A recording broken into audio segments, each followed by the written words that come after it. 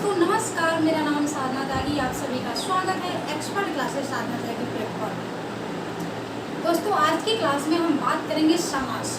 समास बहुत ही ज़्यादा इम्पोर्टेंट टॉपिक है, जिससे बहुत ही ज़्यादा कंफ्यूजन क्रिएट होते हैं कि समास किसके मेल से बनता है, समास का विलोम क्या होता है, या फिर समास का अर्थ क्या होता है। तो ये सारे डाउट आपके क्लियर होंगे इस वीडियो में। तो वीडियो को स्किप ना करते हुए आप वीडियो को पूरा वॉच कीजिएगा। अगर अच्छा लगे तभी आप वीडियो को लाइक कीजिएगा और चैनल को सब्सक्राइब जरूर कीजिएगा, ठीक है।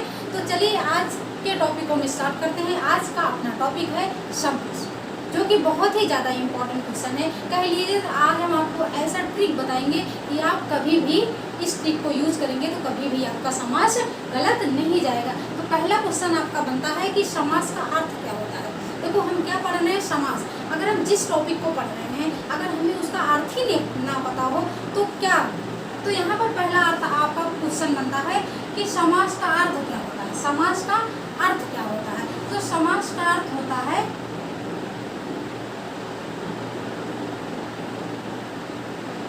संक्षेपीकरण। क्या होता है? संक्षिप्तीकरण होता है। अगर आप यूँ कह लीजिए कि समास का अर्थ होता है संक्षेप में। जब अब दो या दो से अधिक पद जब आपस में मिलते हैं तो उसमें जो भी विकार उत्पन्न होते हैं, जो भी विग्रह होते हैं, उसी को हम समास कहते हैं। तो क्या कह लीजिए कि संक्षेप में, तो यहाँ पर हो जाएगा संक्षिप्तीकरण। क्या हो जाएगा? संक्षिप्तीकरण।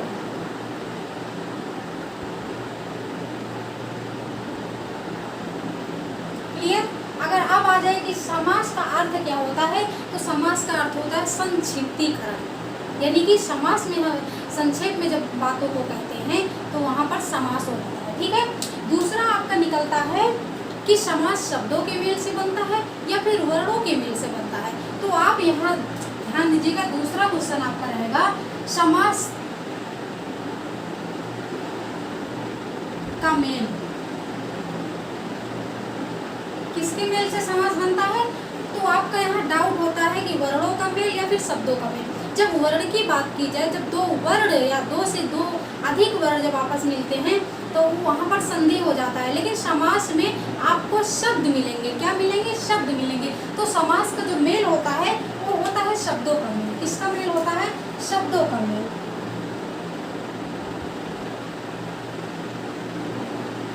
क्लियर हो गया? समास में क्या होता है? शब्दों का मेल होता है। शब्द, दो शब्द आपस में मिलते हैं, ठीक है। तीसरा आपका क्वेश्चन बनता है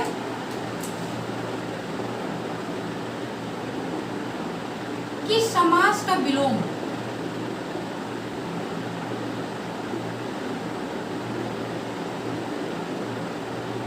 समास का विलोम क्या होता है? ये बहुत ही ज्यादा पूछा जाता है क्वेश्चन, समास का विलोम क्या होता है, ठीक है। तो यहाँ पर होता है समास का विलोम होता है व्यास। क्या होता है? व्यास होता है, ठीक है। ये सारे क्वेश्चन आपके समास से मिलेंगे कि समास का अर्थ क्या होता है, संक्षिप्तीकरण होता है, समास का मेल किससे होता है, शब्दों का मेल होता है, और समास का विलोम क्या होता है, तो व्यास होता है, ठीक है। आप यहाँ पर देखिएगा कि समास के भेद, समास कितने प्रकार के होते हैं, समास के भेद।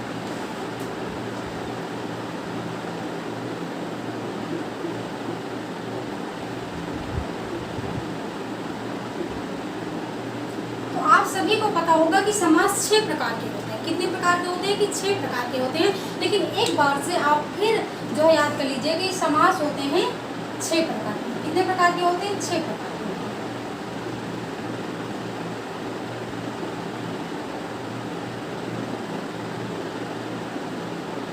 कौन कौन से होते हैं? तो पहला होता है अव्ययी भाव समास। कौन सा होता है? पहला होता है अव्ययी भाव समास।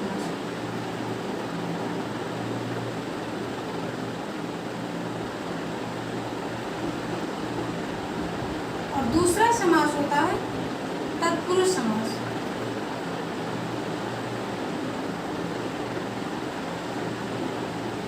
तीसरा समास कौन सा होता है? तो तीसरा समास होता है कर्मधारय समास।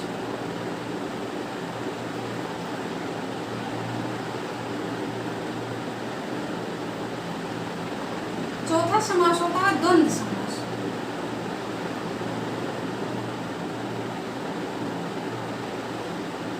पांचवा समास होता है द्विगु समास। द्विगु समास।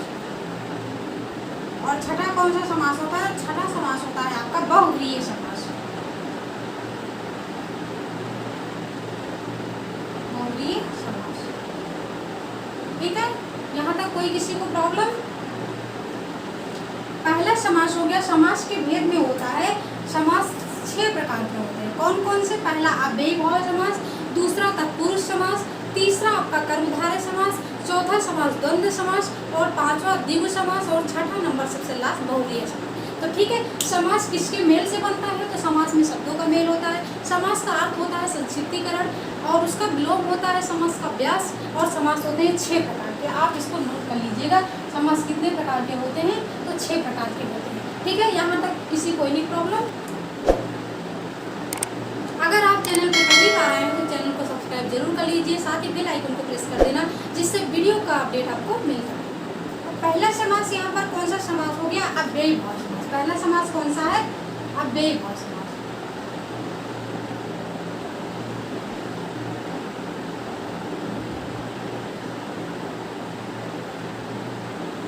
और इसमें आपको किताबों में कैसे मिलेगा कि जिसमें पहला पद अव्यय हो वो समास कौन सा समास होता है? तो अव्ययीभाव समास होता है। लेकिन ट्रिक क्या है हमारी? कि ट्रिक होती है कि जिसमें उपसर्ग से जुड़ा हुआ समास, उपसर्ग से जुड़ा हुआ समास हमेशा आपको अव्ययीभाव समास ही मिलेगा। कैसा? उपसर्ग से जुड़ा हुआ।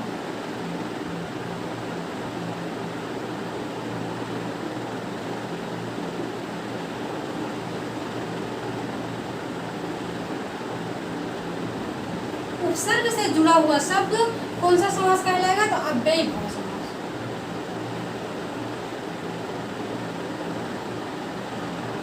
इसको आप नोट डाउन कर लीजिए, क्योंकि बहुत ही ज्यादा इम्पोर्टेंट है कि उपसर्ग से, जिस भी शब्द में उपसर्ग आगे लगा हो, उपसर्ग का मतलब ही होता है कि जो शब्द के आगे लग जाए, तो उपसर्ग से जुड़ा हुआ जो भी शब्द आपका होगा वो आपका अव्ययीभाव समास होगा, ठीक है। तो आप इतना देख लीजिए कि इसमें उपसर्ग है या फिर नहीं है। जैसे पहला है आपका प्रतिदिन, क्या हो गया? पहला हो गया जैसे प्रतिदिन। दूसरा हो गया आपका यथाशक्ति।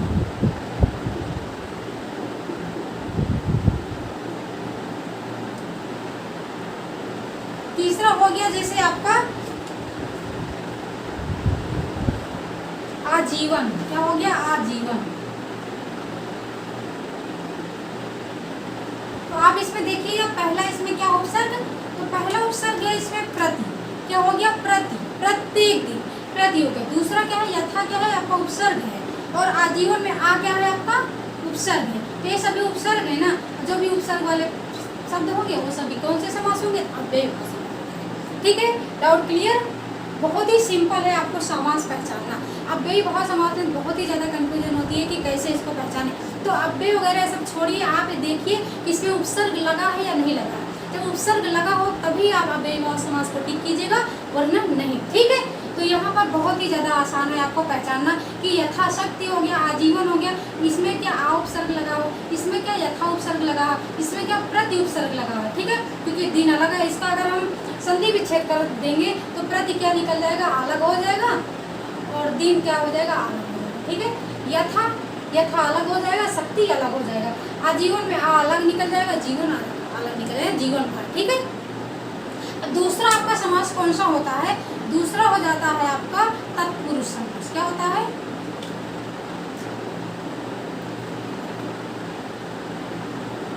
तत्पुरुष समास। इसमें ट्रिक क्या है कि जिसमें कारक चिन्हों का लोप हो, जिसमें कारक चिन्हों का लोप हो वो समास होता है आपका तत्पुरुष समास। जिसमें कारक चिन्हों का लोप हो वो समास कौन सा होता है? तत्पुरुष समास हो जाता है। कैसे पहचानोगे कि किसमें कारक चिन्हों का लोप हो? तो इसमें दूसरा पद जो होता है वो प्रधान होता है। इसमें क्या होता है कि दूसरा पद प्रधान होता है। कौन सा पद? दूसरा पद, जिसे बोलते हैं उत्तर पद। क्या बोलते हैं? उत्तर पद। कारक चिन्ह का लोप होता है जब वो कारक चिन्ह चाहे कर्ता कारक चिन्ह हो, कर्म कारक चिन्ह हो, या फिर करण हो, या अपादान हो, संप्रदान हो, कोई भी अगर कारक चिन्ह इसमें आ रहे हैं तो समझ लीजिएगा तत्पुरुष समास है। कौन सा समास है? तो तत्पुरुष समास हो जाएगा आपका। ठीक है, जैसे यहाँ पर हो गया पहला रोगग्रस्त। क्या हो गया? रोगग्रस्त। रोगग्रस्त। अब अगर इसको हम समास विग्रह करेंगे क्या हो जाएगा? रोग से ग्रस्त। क्या हो जाएगा? रोग से ग्रस्त हो जाएगा। रोग से ग्रस्त। अब इसमें कारक चिन्ह आ रहा है कि नहीं आ रहा है? कारक चिन्ह आ रहा है से। और कौन सा कारक चिन्ह है? तो करण कारक चिन्ह है। क्या है? करण तत्पुरुष समास हो जाएगा। कौन सा हो जाएगा? तो करण तत्पुरुष समास हो जाएगा। जैसे हो गया रोग मुक्त, रोग से मुक्त। अगर रोग से मुक्त हो गए तो क्या हो जाएगा? आपादान तत्पुरुष समास हो जाएगा, क्योंकि रोग ग्रस्त हो गए और रोग मुक्त हो गए तो मतलब रोग हमें छोड़ के चला गया। तो आपादान का मतलब होता है कि अलग होना। ठीक है, जैसे दूसरा हो गया आपका राजपुत्र। राजपुत्र। अब राजपुत्र में अगर हम इसका समास विग्रह करेंगे तो क्या हो जाएगा? राजा का पुत्र। क्या हो जाएगा? राजा का पुत्र। इसमें कारक चिन्ह आ रहा है ना, का आ रहा है, जिसमें का आ जाए, की आ जाए, से आ जाए, अलगाव के लिए आ जाए, वो सभी आपके तत्पुरुष समास हो जाएंगे। ठीक है, जिसमें दूसरा पद प्रधान होता है वो आपका तत्पुरुष समास हो जाता है। जिसमें दूसरा पद प्रधान होता है वो आपका तत्पुरुष समास हो जाता है। तो यहाँ तक किसी को कोई प्रॉब्लम? ठीक है, तो तत्पुरुष समास भी बहुत ही ज़्यादा पहचानना आसान है कि जिसमें कारक चिन्ह आपको दिख जाए वो समास आपके तत्पुरुष समास के अंतर्गत आ जाते हैं। ठीक, आप दे यही देखिएगा कि दूसरा पद प्रधान हो रहा है या फिर पहला पद प्रधान हो रहा है। आपको इसको याद करने की जरूरत नहीं है। आपको कारक चिन्ह देखना है कि इसमें का आ रहा है, से आ रहा है, क्या आ रहा है, के लिए आ रहा है। ठीक है, तो वहाँ पर आप तत्पुरुष समास लगा दीजिएगा। ठीक, तीसरा समास है आपका कर्मधारय समास। बहुत ही ज्यादा इम्पोर्टेंट कर्मधारय समास।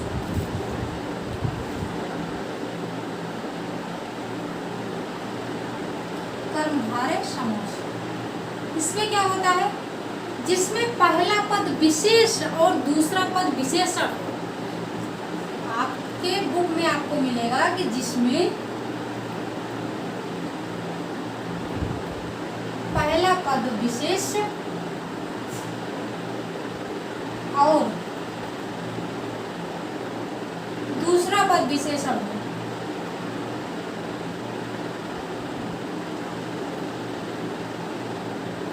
वो समास कौन सा हो जाएगा?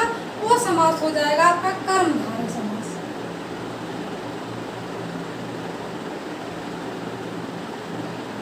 ठीक है, लेकिन आपको ऐसे नहीं याद करना इसको। कैसे? आपको ऐसे नहीं याद करना। आपको सिंपल एक शब्दों में कि जो विशेषता बताता हो, विशेषता बताने वाले को कर्मधारय समास कहते हैं। क्या कहते हैं?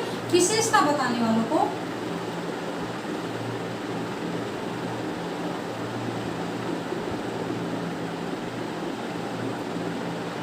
विशेषता बताने वाले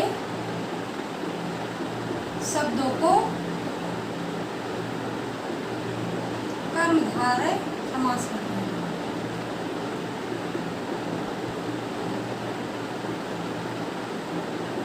ठीक, क्या है कि विशेषता बताने वाले शब्दों को कर्मधारय समास कहते हैं। यानी कि जिस शब्द में विशेषता की बात की जाती हो वो आपके समास कौन से हो जाएंगे? तो कर्मधारय समास हो जाएंगे। जैसे हो गई काली मिर्च।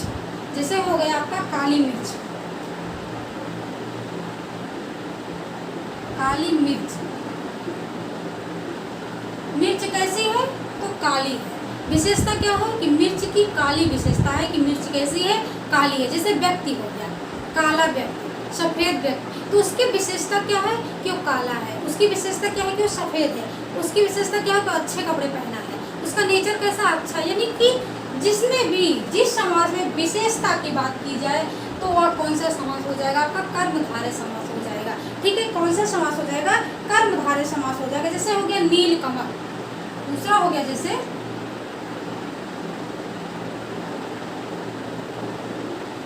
नीलकमल। कमल की विशेषता क्या है कि कमल कैसा है? तो नीला है। कमल की विशेषता क्या है? कमल नीला। ठीक, तो विशेषता क्या है कि कमल नीला है। किसकी विशेषता बताई जा रही है? कमल की विशेषता बताई जा रही है कि कमल नीला है। ठीक, श्वेत कमल, नील कमल, नीलगाय, जैसे हो गया नीलगाय, नीलगाय। तो इसका विशेषता, गाय की विशेषता क्या है कि गाय नीली है। ठीक, जिसने भी विशेषता की बात की जाए वो आपके सारे समास हो जाएंगे आपके कर्मधारय समास। ठीक है, वो चाहे व्यक्ति हो, किसी की गुण की बात की जाती हो, किसी की दोस्त की बात की जाती हो, किसी के रूप की बात की जाती हो, किसी की रंग की बात की जाती हो, गोरे काले जिसकी भी बात की जाती हो, अगर उसमें विशेषण पद प्रधान है तो समझ लीजिए आपका पद समास कौन सा हो जाएगा? तो कर्मधारय समास हो जाएगा। कौन सा समास हो जाएगा? कर्मधारय समास हो जाएगा। ठीक, कर्मधारय भी आपका क्लियर हो गया। तो इसको आप नोट कर लीजिए। अगर किसी को भी कोई प्रॉब्लम होगी, कहीं भी आपको लगता है कि यहाँ पर थोड़ा कंफ्यूज हो रहे हैं, तो आप कमेंट बॉक्स में पूछ सकते हैं। ठीक, क्योंकि किताबी ज्ञान नहीं है, किताबी ज्ञान ये नहीं है, आपको आसान तरीके से पढ़ाने की कोशिश यहाँ पर की जा रही है। 4 नंबर है, यानी कि चौथा समास आपका कौन है? तो चौथा समास है आपका द्वंद्व समास। क्या होता है? द्वंद्व समास।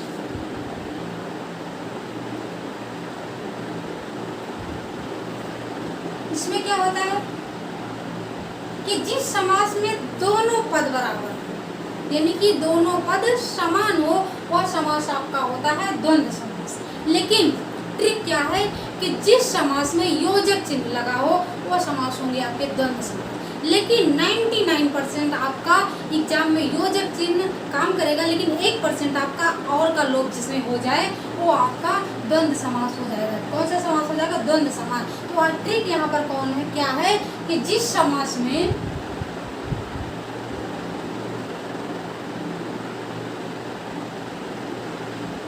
आपस में शब्द विलोम,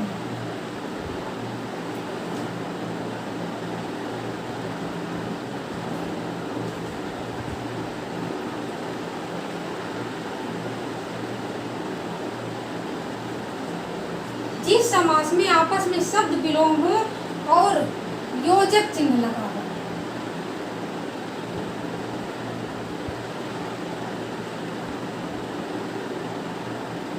साथ में और का लोप हो। क्या हो? और का लोप। और देखो हम बसा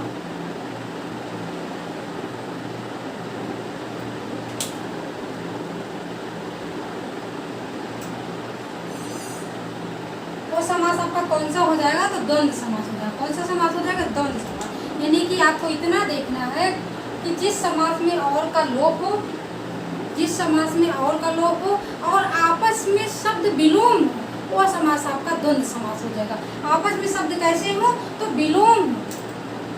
योजक चिन्ह तो आपको हर जगह मिल जाएंगे, जैसे रात रात हो गया, रात रात हो गया।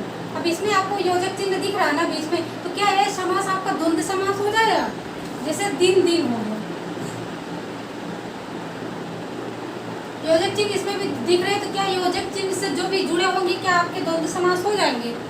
तो आपके डाउट को यहाँ पर क्लियर किया जा रहा है कि जो योजक चिन्ह हो, क्योंकि हमने पहले बता दिया 99% आपका योजक चिन्ह काम करेगा, लेकिन 1% आपका एक और काम करेगा, और जिसमें या और लग जाए वो समझ लीजिए आपका द्वंद्व समास है। तो यहाँ पर योजक चिन्ह लगा है, लेकिन क्या आपका जो आपस में शब्द है विलोम है, क्योंकि रात यहाँ में है, रात यहाँ में, दोनों सेम है। और यहाँ पर आपको क्या देखना है कि आपस में शब्द विलोम होने चाहिए। तो आपको अगर ऐसे मिल जाए तो आपके द्वंद्व समास नहीं होंगे, ये समास हो जाएंगे अव्ययी भाव समास। कौन से समास हो जाएंगे? अव्ययी भाव समास हो जाएंगे। ठीक है, क्लियर डाउट? रातों रात हो जाए, बातों बात हो जाए, ये सभी अगर आपको सेम शब्द मिल जाए तो समझ लीजिए आपके अव्ययी भाव समास हो जाएंगे। लेकिन आपका जैसे हो गया रात दिन, रात दिन, तो रात का विलोम क्या होता है? दिन होता है। रात का विलोम क्या था? दिन हो जाता है। आकाश पताल, आकाश पताल, भाई बहन, सुख दुख, लेकिन सब में यहाँ और निकल रहा है ना कि रात और दिन, आकाश और पाताल, भाई और बहन, सुख और दुख। तो यहाँ पर और का लोप है ना, और जिसमें और का लोप होगा वही आपका कौन सा समास हो जाएगा? द्वंद्व समास हो जाएगा। कौन सा समास हो जाएगा? द्वंद्व समास। क्योंकि आपस में शब्द यहाँ विलोम आपको मिल रहे हैं और यहाँ पर क्या हो रहा है, आपस में आपको सेम शब्द मिल रहे हैं। तो सेम शब्द जिसमें मिल जाए वो आपके अव्ययभाव समास हो जाएंगे, और जब आपस में शब्द आपको विलोम मिल जाए तो आपके द्वंद्व समास हो जाएगा। क्योंकि रात दिन का क्या हो जाएगा? रात और दिन। आपको ऐसे चेक कर लेना है कि रात और दिन, बीच में और आ रहा है कि नहीं आ रहा है। जब और आ जाए तो द्वंद्व समास, वरना अव्ययभाव समास। ठीक, क्लियर यहाँ तक? पांचवा समास आपका कौन सा है? तो द्विगु समास हो जाएगा। पांचवा समास द्विगु समास।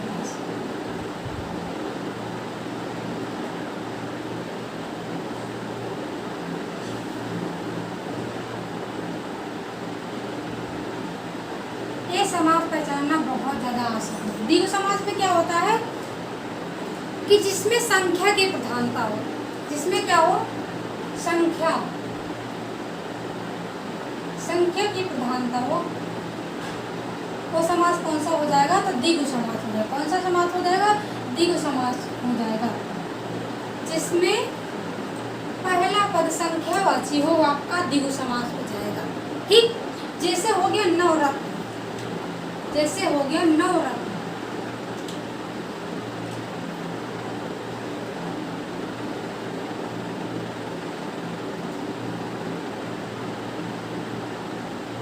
नवदीप,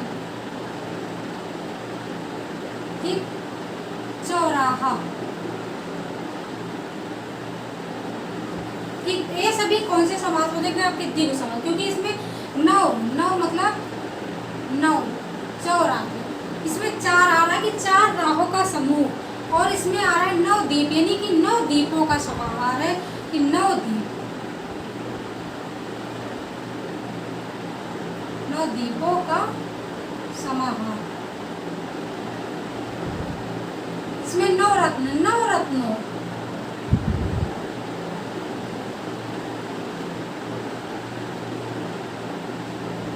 जिसमें आपको चौराहा मतलब चार राहों का समूह।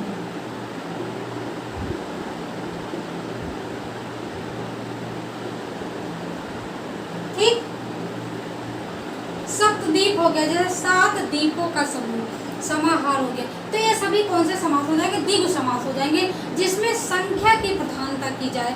वो 1 आ जाए, 2 आ जाए, 3 आ जाए, 4 आ जाए, जिसमें संख्या की प्रधानता हो, आपके द्विगु समास हो जाएंगे। क्योंकि अब ना तो आपको संख्या अव्ययभाव समास में मिलेगा, ना तत्पुरुष में मिलेगा, ना द्वंद्व में मिलेगा, ना बहुव्रीहि में मिलेगा।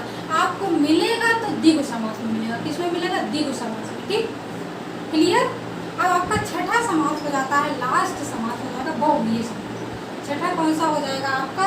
बहुव्रीहि समास हो जाएगा। बहुव्रीहि समास में क्या होता है कि जिसमें कोई पद प्रधान नहीं होता, जिसमें क्या होता है कि कोई पद प्रधान नहीं होता, वो आपका समास हो जाता है बहुव्रीहि समास। ठीक,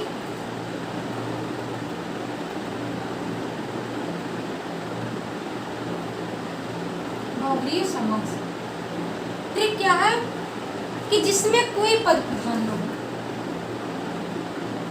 जिसमें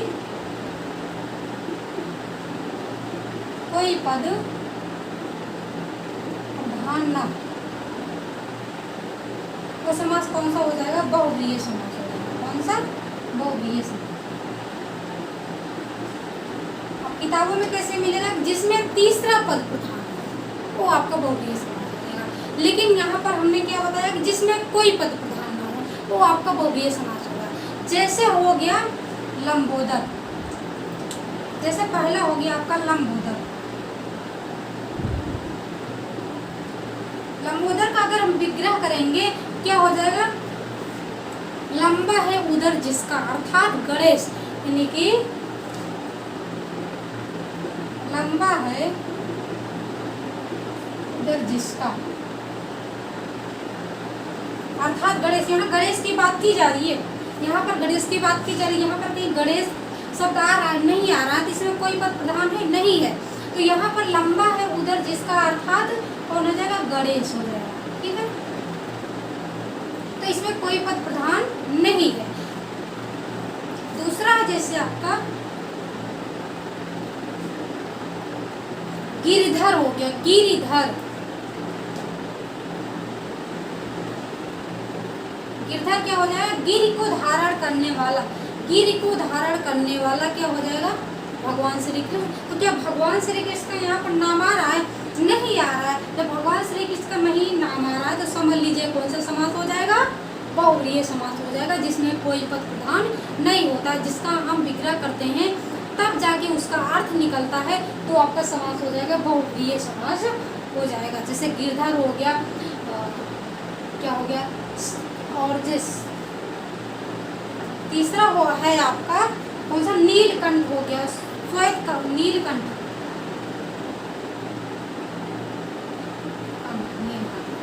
कंठ नीला किसका है? भगवान शिव का है। नीला है कंठ जिसका, अर्थात भगवान शिव। तो क्या भगवान शिव की यहाँ पर बात की जा रही है? नहीं की जा रही है। तो जिसमें किसी की बात ना की जाए, जिसमें आपको शब्द का अर्थ न निकल आए, वो आपके समास कौन से हो जाएंगे? तो बहुव्रीहि समास हो जाएंगे। ठीक, यहाँ तक कोई डाउट? अगर वीडियो अच्छी लग रही है तो लाइक करना। अगर आप सेशन में पहली बार जुड़े हैं तो चैनल को सब्सक्राइब जरूर करना, साथ ही बेल आइकन को प्रेस करना, जिससे वीडियो का नोटिफिकेशन आपको मिलता रहे। Thanks for watching video. This is Sadhana Tyagi, expert classes.